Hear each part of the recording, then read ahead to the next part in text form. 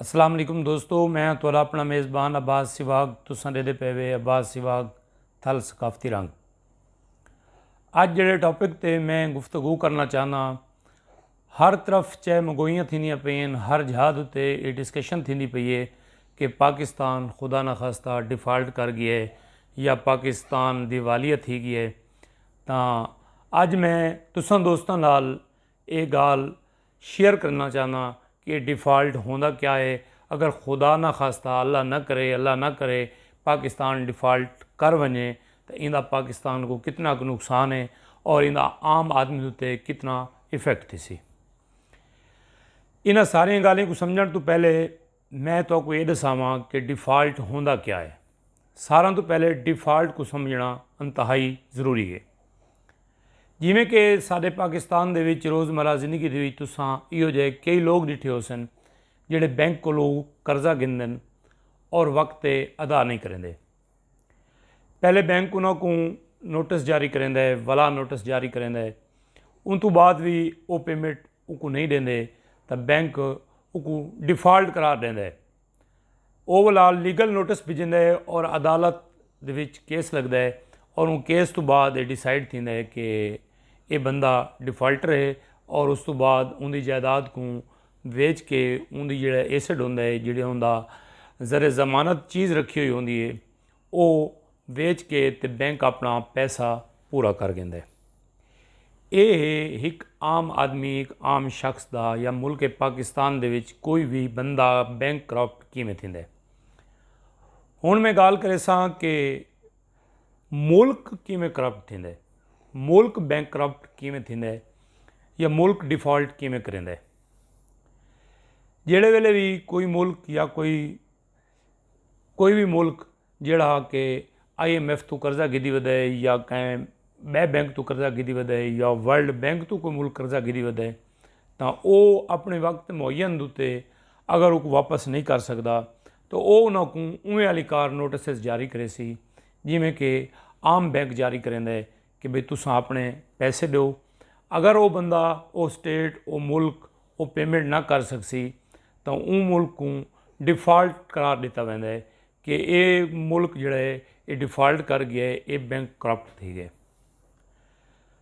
खुदा ना खास्ता अल्लाह ना करे कि इहो जी सूरत हाल आवे, क्योंकि पाकिस्तान अल्हम्दुलिल्लाह एक बेहतरीन मुल्क है और ज़री मुल्क है।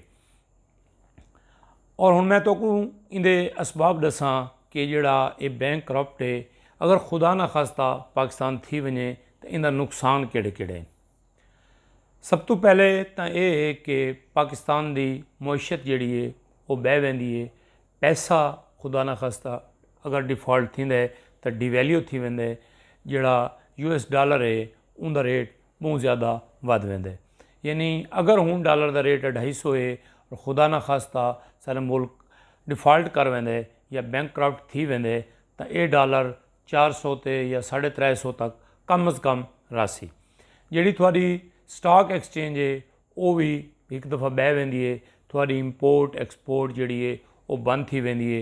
उस तो बाद कोई मुल्क भी तुहाकू कर्ज देने वास्ते तैयार कोई नहीं होंदा, क्योंकि तुसां डिक्लेयर थी वेंदे वे कि ये मुल्क करप्ट है या ये डिफ़ाल्ट कर चुका है। इन्हां कोलों ज़र मुबादला के ज़राए बिल्कुल ख़त्म थी गए।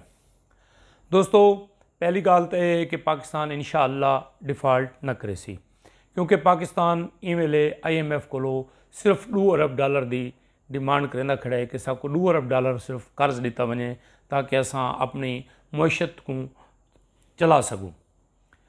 और अगर असां दूजी साइड ते देखूँ कि जिहड़े साडे मुल्क तो बाहर जिहड़े सारे पाकिस्तानी शहर रहंदे पैन, जिहड़े ओवरसीज़ पाकिस्तानी हैं या जितनी भी दुनिया दे विच पाकिस्तानी शहरी रहंदे पैन, जितना वो पर मंथ पाकिस्तान दे विच भेजेंदे वो तकरीबन $2.5 अरब होंदा है।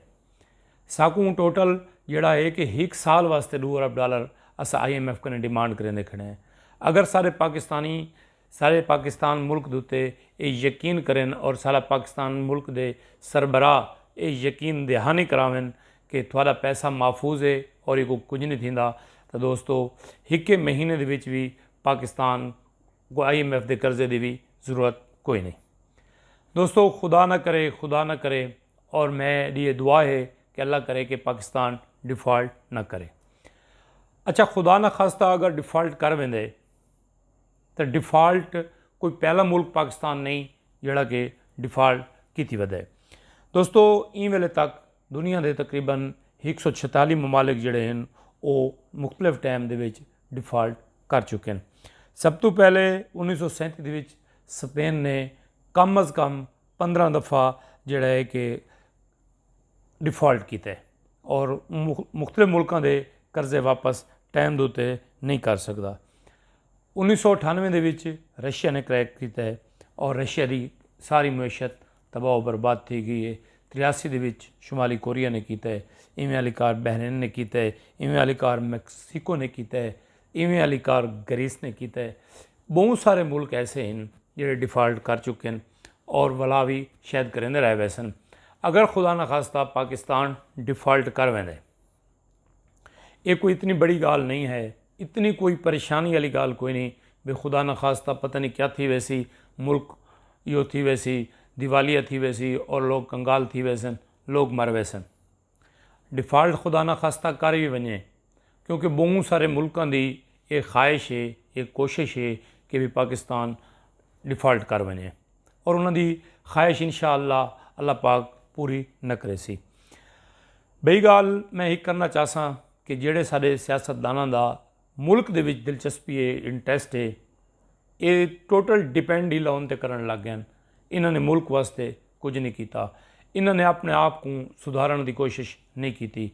कम अज़ कम इन्होंने लोगों को सबक मिल वैसी कि भाई डिफ़ॉल्ट मुल्क कर गए तो सारी वजह तो कर गए, इन्हों दी शाह खर्चियां की वजह तो कर गए, इन्हों दी डू नंबरियां की वजह तो कर गए। दोस्तों हुण मैं गाल करे सां कि भी अगर खुदा ना खास्ता डिफ़ॉल्ट कर वने तो उस तो बाद क्या थी सी। सब तो पहले तो ये दोस्तों कि अगर पाकिस्तान खुदा ना खास्ता डिफ़ॉल्ट कर वेंदे साल दे विच 2 सालों दे विच असां रिकवर कर वैसूँ, ज़्यादा से ज़्यादा 5 सालों दे विच असां अपनी पुरानी पोजीशन को मुस्तहकम कर गिनसूँ। इस तो पहले भी बहुत सारे मुल्क जितने भी करप्ट थे वो 2 सालों दे विच वापस अपनी पोजीशन ते पहुँच गए।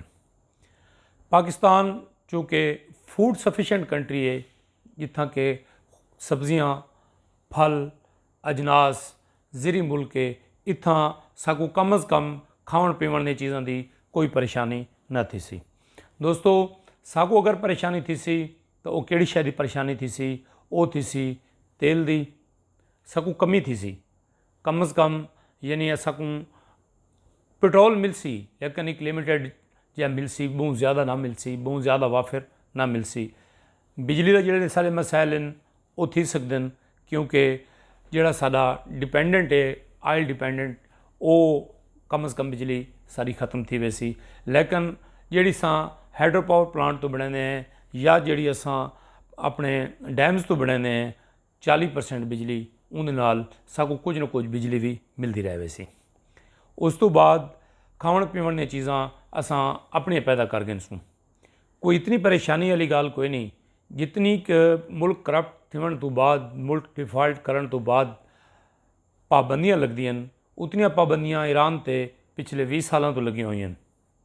अज नहीं तक ईरानियों का कैं बंदे ने नहीं सुना कि उन्होंने कोई बंदा भुख तो मर गया हो। तकलीफ़ा ज़रूर हैं, प्रॉब्लम ज़रूर हैं, मसाइल ज़रूर हैं, लेकिन वो दूर कोई नहीं हुसन जिहड़े वेले पाकिस्तान इन डिफ़ॉल्ट दे विचों निकल वैसी। सब तो पहले तो मेरी दुआ है कि अल्लाह पाक पाकिस्तान की मुआफ़ज़त करे और दुश्मन दे जिहड़े अज़ाइम हैं उन्होंने नैस्तो नाबूद करे। अल्लाह करे कि पाकिस्तान इवें हसदा खिलदा रहे तो तरक्की करेंदा रहे। दोस्तों उम्मीद करें ना कि मेरी वीडियो तो ज़रूर अच्छी लगी हो सी। अगर अच्छी लगे तो मेरे चैनल को ज़रूर सब्सक्राइब करे सो। अस्सलामु अलैकुम वरहमतुल्लाहि वबरकातुहू।